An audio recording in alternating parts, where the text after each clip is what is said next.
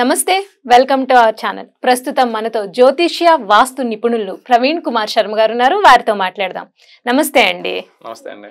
అయితే ఈ రోజుల్లో చాలా మంది నిరుద్యోగ సమస్యతో చాలా మంది బాధపడుతూ ఉన్నారండి. ఉద్యోగం రాలేదు అనే బాధ ఒకటైతే, ఉద్యోగం వచ్చిందా, ఎప్పుడు వస్తుంది, ఏం చేస్తున్నావు, ఖాళీగా ఉన్నావా, ఈ ప్రశ్నలతో పాపం చాలా మంది ఇబ్బంది పడుతూ ఉంటారు.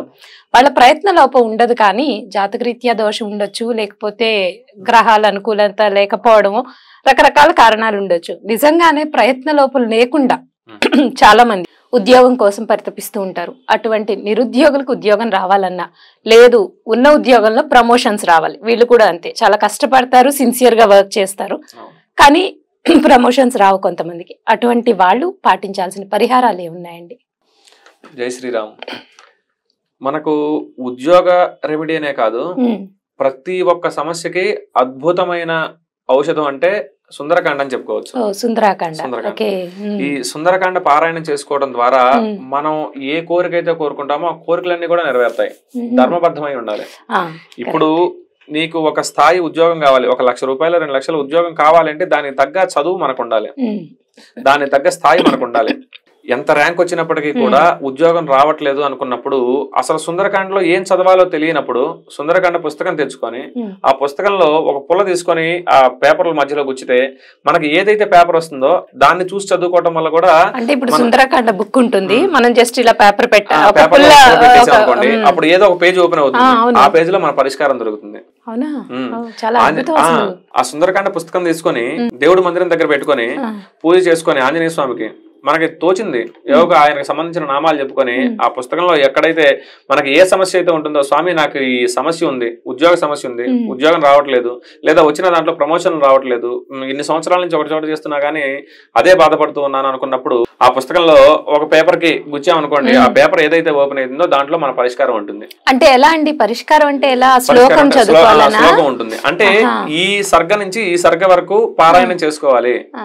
ఉద్యోగానికైతే ఇది, ఆరోగ్యానికి అయితే ఇది అని దాంట్లో ఉంటుంది. 7 రోజులు పారాయణం ఉంటుంది. ఆ రోజులో మన సమస్య ఏదైతే ఉంటుందో దాన్ని చూసుకొని దానికి తగ్గట్టుగా సుందరకాండ పారాయణం చేసుకున్నాం అనుకోండి, అంతవరకు మన సమస్య. ఆ సర్గని 7 రోజులు పారాయణం. అలాగే సుందరకాండ 7 రోజుల్లో ఆ సుందరకాండ పుస్తకం మొత్తం పారాయణం చేసుకోవచ్చు. 7 రోజులు కూడా సుందరకాండ పారాయణం. సమస్య చెప్పుకొని సుందరకాండ. అలాగనే ఇప్పుడు మనకు ఒక అనుమానం రావచ్చు, ఇప్పుడు నేను వచ్చి ఆంజనేయ స్వామి గురించి చెబుతున్నాను, ఇంకొక వేరే వాళ్ళ దగ్గరికి వెళ్తేనేమో కాలభైరవుడు చేసుకుని అంటారు, వేరే వాళ్ళ దగ్గరికి వెళ్తే దుర్గాదేవి అంటారు, రకరకాలుగా చెప్తుంటారు, రకరకాల దేవతలు, శివుడు అంటారు, విష్ణుమూర్తి అంటారు. అయితే మన జాతకం ప్రకారం ఏ గ్రహానికి అలాగనే ఏ దేవతకి పూజ చేయాలి అనేది అక్కడ జాతకంలోనే ఉంటుంది. కాబట్టి నువ్వు ఇప్పుడు నా దగ్గరికి రావాలి అంటే నువ్వు ఎవరి దగ్గర ఉపాసన ఉంటే వాళ్ళ దగ్గరికి వెళ్ళాలో అదే సూచిస్తూ ఉంటుంది. ఇప్పుడు ఒకవేళ నేను ఆంజనేయ స్వామి ఉపాసకుడిని, ఆ జాతకుడు నాకు ఫోన్ చేసి, నేను ఎక్కడ ఉన్నా గానీ నాకు ఫోన్ చేసి ఆ రెమెడీ తెలుసుకొని ఆంజనేయ స్వామికే పూజ చేస్తాడు అంటే నీ జాతకంలో ఆంజనేయ స్వామి పూజ చేస్తే ఫలితం వస్తుంది అని తెలుస్తుంది.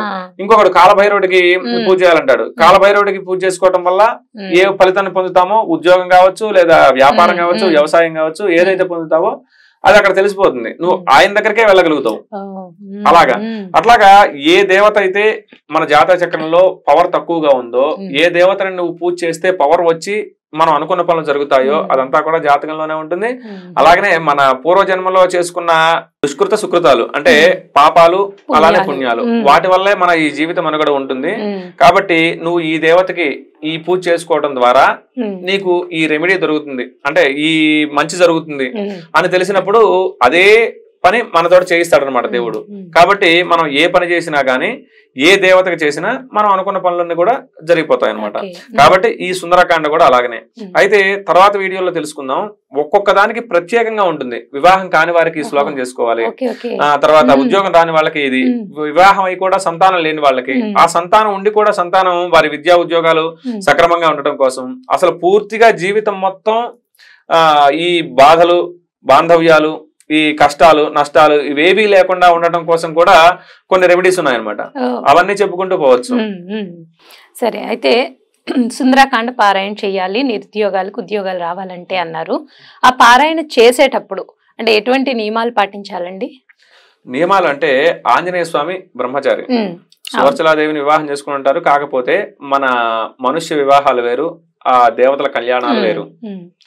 మనుషులు వివాహం చేసుకుంటే వంశం అభివృద్ధి చెందుతుంది, దేవతా కళ్యాణాలు చేస్తే లోక కళ్యాణం జరుగుతుంది అనమాట. కాబట్టి ఆయన కూడా బ్రహ్మచారే. కాకపోతే మనం ఎన్ని రోజులైతే మనం అనుకున్న పని జరగకపోవటం కంటే మనం ఆచరించే నియమాలు పెద్ద కష్టంగా ఏముండవు. ఉద్యోగం రాలేదు, మానసిక బాధ కన్నా నియమాలు పెద్ద కష్టంగా ఉండవు. ఇప్పుడు ఉద్యోగం రాలేదు, అందరు అడుగుతూ ఉంటారు, లేదా సకాలంలో ఉద్యోగం వచ్చి డబ్బులు సంపాదించుకోవాలి, ఉద్యోగం రాలేదు, అది చాలా కష్టం. అది మంచిగా చదువుకొని ఉద్యోగం రాలేదంటే అది చాలా ఫైనాన్షియల్లీ కూడా ప్రాబ్లం ఉంటుంది. కొంత వయసు వస్తుంది, వయసు వచ్చిన తర్వాత ఈ సకాలంలో ఏ సమయంలో ఏది జరగాలో మన జీవితంలో జరిగిపోవాలి. 22 ఏళ్ల నుంచి 24, 25 ఏళ్లలో పెళ్లి అవ్వాలి. పెళ్లి కాని వారు చాలా మంది ఉంటారు. అట్లాగా ఏ కోరికైనా గానీ ఏదైనా గానీ మనకి సకాలంలో జరిగిపోతూ ఉండాలి. మన కోరికని మనసులో చెప్పుకొని ఇది ఫలానా, ఇది పెళ్ళయి పిల్లలు లేని వాళ్ళు చాలా బాధలు పడే వాళ్ళు ఉన్నారు, గుళ్ళు గోపురాలు తిరిగే వాళ్ళు ఉన్నారు.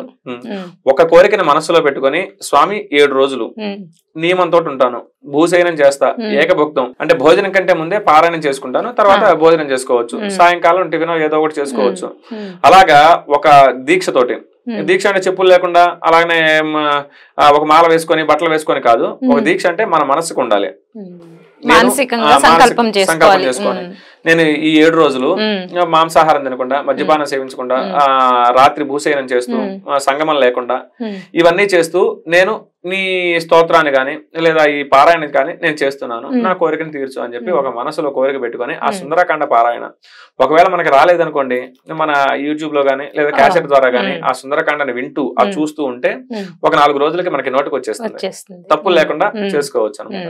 ఆ తప్పులు లేకుండా మనం ఈ పారాయణ కనుక చేసుకున్నాం అనుకోండి, మనం అనుకున్నది నిర్విఘ్నంగా ఏది వస్తే అది చదవచ్చు అని కూడా చెప్పారు. సో చాలా చక్కగా వివరించారండి, ధన్యవాదాలు.